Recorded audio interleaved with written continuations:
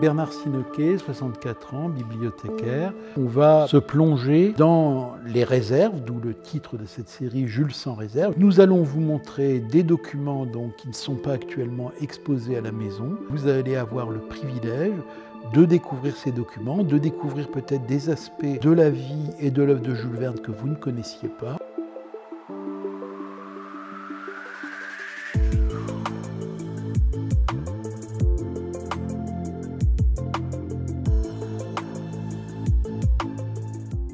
Il s'agit d'une carte du ciel qui est centrée sur l'étoile polaire, qui doit dater des années 1870 environ. C'est une carte qui a été réalisée certainement par un des astronomes amis de Jules Verne, soit Henri Garcés, soit Henri d'Almeida, qui a aidé l'écrivain dans son travail d'écriture pour un roman d'ailleurs spatial, moins connu que De la Terre à la Lune, qui s'appelle Hector Servadac.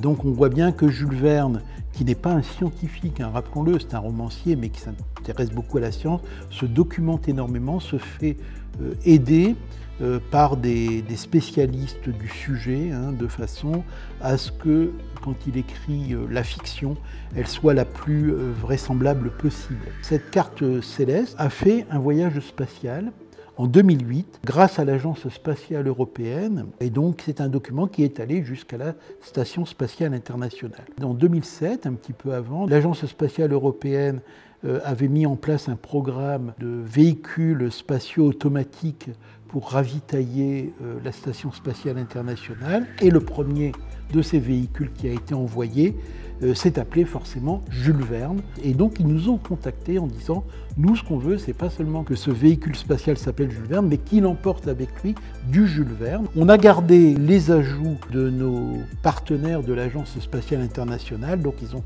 ajouté une étiquette d'identification et surtout donc cette grande bande qui fermait bien donc la pochette de conservation du document avec Do Not Unseal, ne pas déceler, hein, pour empêcher les astronautes d'aller toucher le document. Ça nous a un petit peu ému parce que je ne pense pas que Jules Verne ait pensé un jour qu'un document préparatoire puisse faire le voyage dans l'espace. C'était une prise de risque, c'est clair, mais je pense qu'à un moment donné, le jeu en valait la chandelle. Je pense que ça valait le coup de prendre le risque.